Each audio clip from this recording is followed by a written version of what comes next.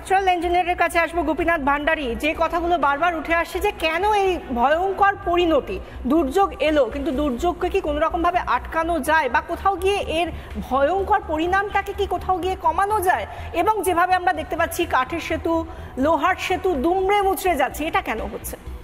না, আসলে প্রথমে আমাদের বুঝে নিতে হবে যে বৃষ্টিপাতটা তো কেউ কমাতে পারবে না, কিন্তু বৃষ্টিপাত হলে সেই জলটা যখন গ্রাউন্ডে পড়ছে তার জন্য ড্রেনেজটা ঠিকমতো হয়ে যায়। আমরা আসলে স্যার যেটা বলছিলেন, আমরা এত ইললিগাল কনস্ট্রাকশন করে রাখছি যে আমাদের ড্রেনেজ পাথটা, ন্যাচারাল ড্রেনেজ পাথগুলো সব ব্লকড হয়ে যাচ্ছে। সো রিভার ফ্লো করার কোনো জায়গা পাচ্ছে না, ড্রেজিং হচ্ছে না, ড্রেজিং হচ্ছে না। তারপরে হচ্ছে যেটা রিভার রেগুলেটরি জোন, যেটা কোস্টাল রেগুলেটরি জোনও আছে, 500 মিটার করে বলা আছে, সেখানে রিভারের ক্ষেত্রে বোধ হয় প্রবলি আমি এক্স্যাক্টলি বোধ হয় এরকম কিছু একটা, মানে 100 মিটার বা এরকম কিছু একটা বলা আছে। তো আমরা সেখানে গিয়ে উপচে পড়ছি, জায়গা দখল করে বাড়িঘর করছি। এবার রিভারগুলো রিভার কেন, এটা আমাদের জিরো আওয়ার থেকে যদি হবে, যে রিভারগুলো কিন্তু হিমালয় থেকে ফ্লো করতে করতে নিচ দিয়ে এসে যেখান দিয়ে সয়েলগুলো উইক সয়েল পেয়েছে, এবার ওই জোনটা কিন্তু ভ্যালি জোন হয়ে যাচ্ছে।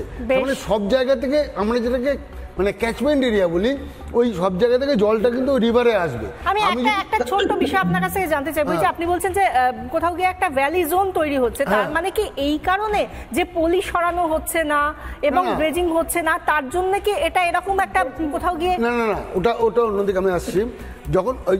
যখন হিমালয় থেকে আমি যদি ধরি, হিমালয় থেকে রিভারটা আসছে একদম জিরো ডেতে ধরুন, তখন ওই জলটা তো ডিউ টু গ্র্যাভিটি ফ্লো করে গেছে। নদী ভাগীরথী তো মানে ভগীরথ এখানে নিয়ে এসছে এমনটা নয়, এটা গল্প কথায় আছে, কিন্তু জলটা ফ্লো করে গেছে ন্যাচারালি। এই করতে করতে মেন ড্রেনিং জোন তৈরি হচ্ছে ইত্যাদি ইত্যাদি।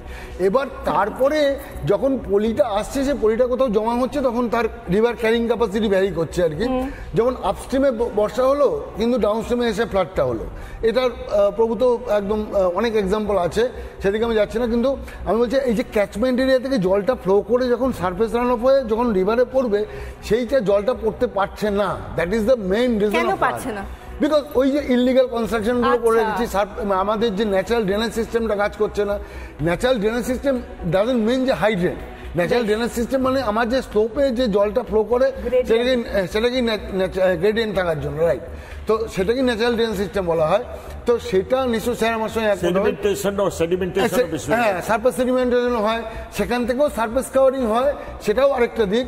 কিন্তু সেখানে আমাকে সারফেস ভেরিফিকেশন করতে হয়, কিন্তু আমাকে জলটা তো নদীতে আসতে দিতে হবে। এবং নদীতে পলি পড়ছে বলে, এবার পলির দিকে আসছি, নদীতে পলি পড়ছে বলে নদীর ক্রস সেকশনটা আগে ছিল তার তুলনায় বেডটা যদি ওপরে ওঠে, ক্রস সেকশন কমে যাচ্ছে, তাতে কি জল ক্যারিং ক্যাপাসিটি যেটা আমরা একদম পরিষ্কার জানি, discharge equal to velocity into area.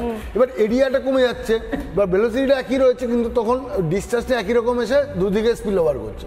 এটা একদম সিম্পল, এর জন্য কোনো ইঞ্জিনিয়ার হওয়ার দরকার নেই, কোনো সায়েন্টিস্ট হওয়ার দরকার নেই। ক্লাস 1 এর বাচ্চাকে দুই ছবিকে বোঝানো যায়। এক মিনিট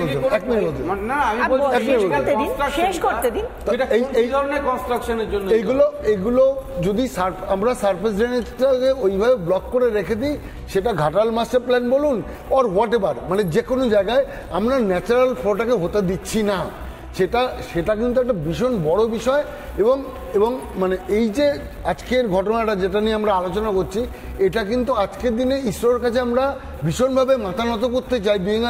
মানে একজন ইন্ডিয়ান হিসেবে আমি সবসময় গর্ববোধ করি ইসরোর জন্য, যে ইসরো যে জায়গায় আমাদেরকে পৌঁছে নিয়ে গেছে, আমরা কিন্তু এই প্রেডিকশনটা দিয়েছে, তারা প্রেডিকশনটা দিয়েছে। আমরাও স্যাটেলাইট ইমেজারি নিয়ে কাজ করি, কিন্তু ওনারা যে প্রেডিকশনটা দিয়েছেন সেইগুলোই কিন্তু ঘটছে। তারপরে আমাদের কি একটা প্রিপারেশন দরকার ছিল না? আমরা প্রিপারেশন করতে পারতাম না? আমি এই জায়গাটা বলছি, গভর্নমেন্টের পক্ষে সম্ভব, ইলিগাল কনস্ট্রাকশন স্টেট গভর্নমেন্টের পক্ষে সম্ভব এই প্রিপারেশনটা করা। তাহলে যদি সম্ভব না হয় এক্ষুনি রেজিগনেশন। আরে ভাই, এটা তো ন্যাশনাল ক্যালামিটি, ন্যাশনাল ক্যালামিটি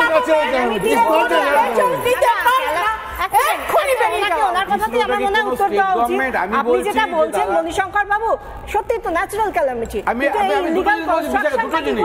আমি বলছি এই যে নদীর গতিপথ চেঞ্জ হয়ে যাওয়া, আমি তিনটে জিনিস জিজ্ঞেস করছি স্যার আপনাকে।